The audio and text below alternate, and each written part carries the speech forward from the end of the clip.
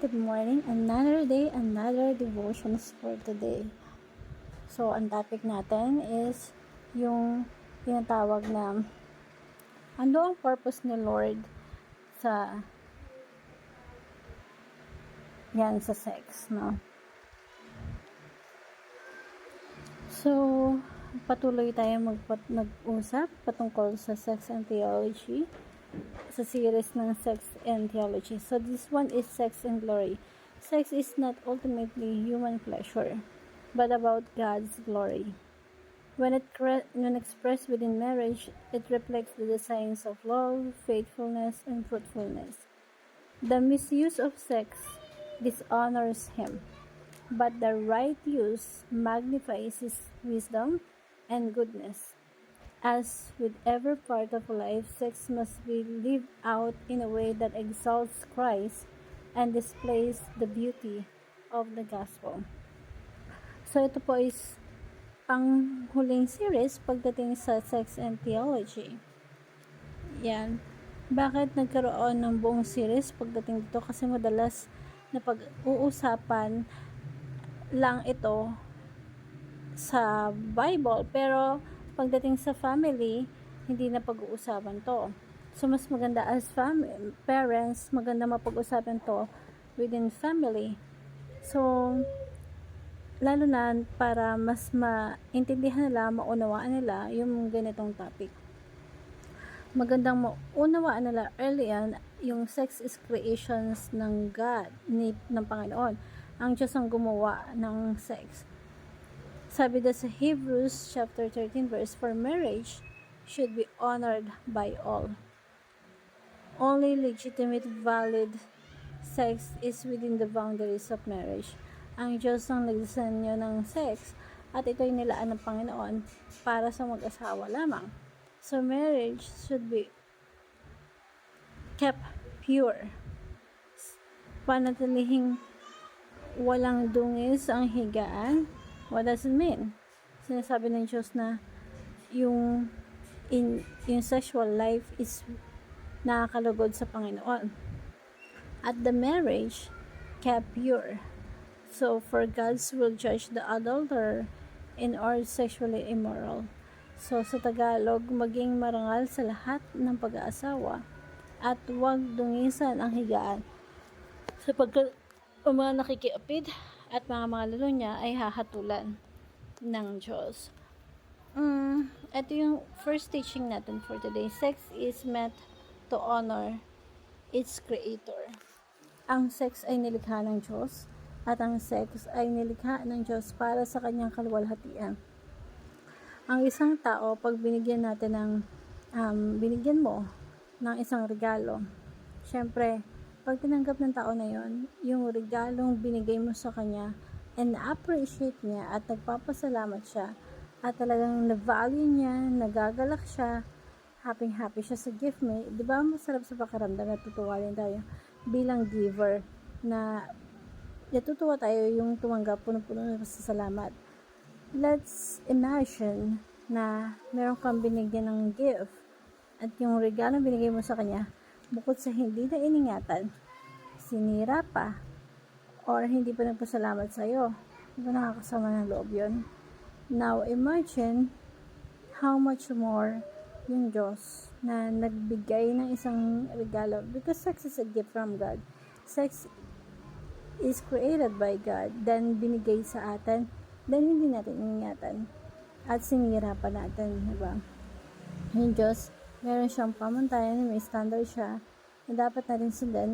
Sex must be done within the boundary of marriage. That's why yung mga students, yung mga anak natin, kung meron kang boyfriend, girlfriend, ipaglaban talaga na hindi kayo mag-commit ng premarital sex.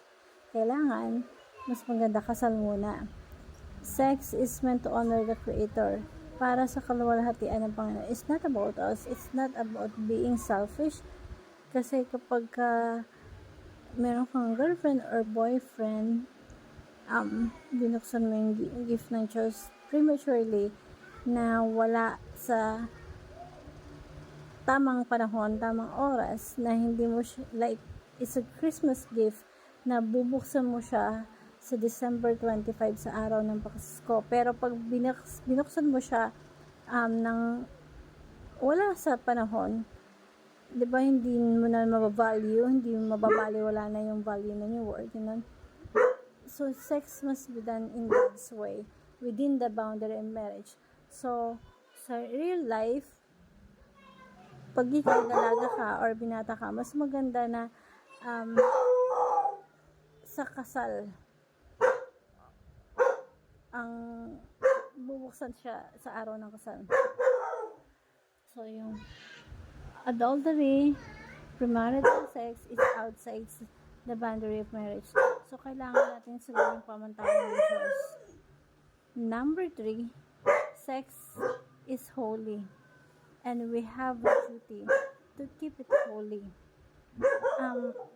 Hindi natin basta-basta marinig yung mga ganitong usapan or topic or katuruan. Wala tayong napag-uusapan ng ganon. Wala kang maririnig sa na sex is holy, sex is banal. Ako dati, pag sinabing sex, talagang pakaramdam ko or ang tingin ko ang dumi. Yan. As far as the Bible is concerned, sex is holy. Banal ang sex. Because it's a gift of God. At gusto ng Diyos na gawin natin within His standard, His way. At within the boundaries of marriage, is holy. Now, yung kasalanan po kasi, yung nature ng kasalanan, ito po ay kinukuha na magandang nilikha ng Diyos. Taking what is good and use it for evil. Ganun ang ginawa natin sa sex bilang tao. Kinukuha natin, ginagamit natin sa kasamaan. Yung buong creation sa according to the Bible, yung good na yon na nilikha ng Diyos, may money or sex or whatever, minsan kinukuha natin yun, ginagamit natin sa pansarili nating gustuhan. Dun papasok yung pagkakasala. Taking something good and use it for evil. Yung sex is sometimes pag may opportunity na ginagamit yung like sex for own design.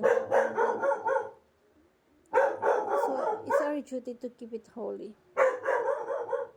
Yung Biblia po is Genesis chapter 1. Yung tao po, mayroon silang role. Yung role nila ay protektahan yung mabuting likha ng Diyos.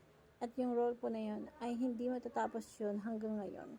Lahat na ipinagkatiwala sa atin ng Diyos, meron tayong duty and responsibility to protect it at panatilihin mabuti. Sex is good. We have to keep it, protect it. Sex is holy, and we have this duty to keep it holy. Kahit anong sitwasyon natin, girlfriend, boyfriend, engaged, or married,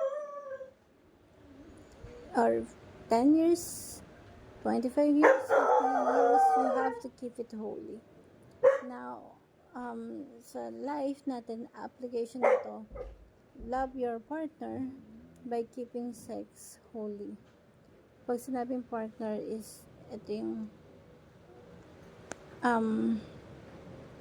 talagang, o sabihin natin girlfriend mo, or boyfriend, asawa mo, it takes two to tango. You have to keep it holy.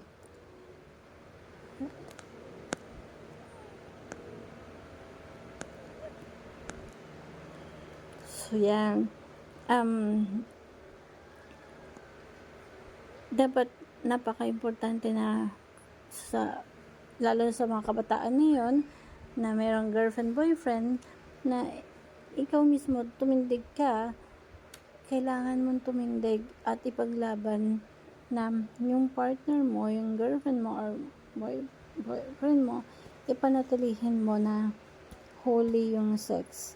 Hindi mo siya gagawin na may basura kayo? Wala na? meron pa ma. Yung kung sana meron kang natutunan sa devotion natin. Thank you everyone.